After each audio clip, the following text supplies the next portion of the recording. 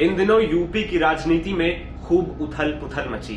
विपक्ष जहां 10 सीटों पर उपचुनाव की तैयारियों में लगा है, तो वहीं केंद्र और प्रदेश दोनों की सत्ता में काबिज बीजेपी अपने ही घर में लगी आग को बुझाने में जुटी।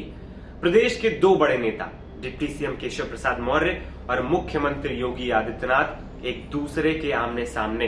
कई दौर की बातचीत के बाद भी अभी कुछ भी सही नहीं हो पाया, लेकिन सबके मन में यह सवाल है कि आखिर इन दोनों नेताओं के बीच पेंच कहां फंसा है। क्यों एक ही सरकार में बीते 7 सालों से काम कर रहे दोनों नेता अचानक से एक दूसरे को नापसंद करने लगे। दरअसल ये दर्द, ये टीस अभी की नहीं बल्कि बहुत पुरानी। एक एक करके सब कुछ आपको बताएंगे। मेरा नाम है आदर्श और आप देखना शुरू कर चुके हैं एनबीटी ऑनलाइन। उत्तर प्रदेश की राजनीति में साल 2017 में सबसे बड़ा सियासी परिवर्तन आया था। जिस राज्य ने कई सालों तक सिर्फ सपा बसपा का कार्यकाल देखा था, वहां पर प्रचंड बहुमत के साथ कमल खिला। बीजेपी की 2/3 वाली बहुमत ने सभी को हैरान कर दिया। सवाल उठने लगे कि जातियों के इस सबसे जटिल समीकरण को कैसे बीजेपी ने साध लिया। आखिर कैसे 300 से ज्यादा सीटें जीतने का कारनामा बीजेपी ने कर दिखाया। उस समय मोदी लहर चल रही थी।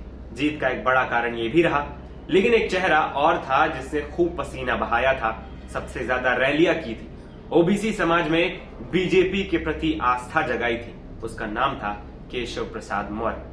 केशव प्रसाद मौर्य जमीन से उठे हुए नेता माने जाते हैं। संघ के साथ काम कर चुके हैं, संगठन को चलाना बखूबी जानते हैं। उनकी उसी कार्यकुशलता को देखते हुए उन्हें 2016 में यूपी प्रदेश अध्यक्ष भी बनाया गया था। उम्मीद के मुताबिक उन्होंने संगठन को काफी मजबूत किया और असर चुनावी नतीजों में भी साफ दिखा। अब ओबीसी चेहरा होना उनकी सबसे बड़ी ताकत बन गई थी। संगठन में सक्रियता और लोकप्रियता उनके पक्ष में बैठी थी। लेकिन सीएम चुनते वक्त बीजेपी ने गोरखपुर से आने वाले योगी आदित्यनाथ पर दांव लगा दिया। हर कोई हैरान रह गया, लेकिन सबसे ज्यादा चकित केशव प्रसाद मौर्य हुए। कहने को तो सीएम की रेस में सबसे आगे सिन्हा थे, लेकिन केशव का नाम भी चल रहा था। जब ये दोनों नेता मुख्यमंत्री बनने के सपने देख रहे थे, वहां दिल्ली से योगी आदित्यनाथ को फोन चला गया। तुरंत बुलाया गया और फरमान चला गया, आपको उत्तर प्रदेश का अगला मुख्यमंत्री बनना है। तुरंत लखनऊ पहुंच जाइए। उस एक ऐलान के बाद से ही केशव प्रसाद मौर्य और योगी आदित्यनाथ के बीच मनमुटाव की दीवार बनना शुरू हो गई। केशव प्रसाद मौर्य को डिप्टी सीएम बनाया गया। कुछ अहम मंत्रालय भी खाते में गए, लेकिन मुख्यमंत्री न बनने का मलाल तो उनके मन में, उनके चेहरे पर साफ झलक रहा था। इसके बाद साल बीतते गए, लेकिन केशव प्रसाद मौर्य और योगी आदित्यनाथ के बीच में मनमुटाव वाली दीवार ज्यादा पिघली नहीं।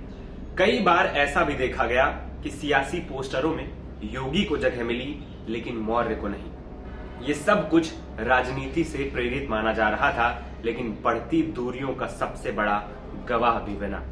इसके ऊपर योगी आदित्यनाथ और पीएम मोदी की बढ़ती गर्मजोशी ने भी यूपी की सियासत पे अपना जबरदस्त प्रभाव रखा। कौन भूल सकता है कि मोदी ने ही नारा दिया था, योगी मोदी उपयोगी। ऐसे में योगी की बढ़ती लोकप्रियता और पीएम मोदी का मिला समर्थन पूरी यूपी बीजेपी के लिए बड़ा संदेश दे रहा था। संदेश था कि योगी की लीडरशिप को लेकर उनके प्रति भरोसा।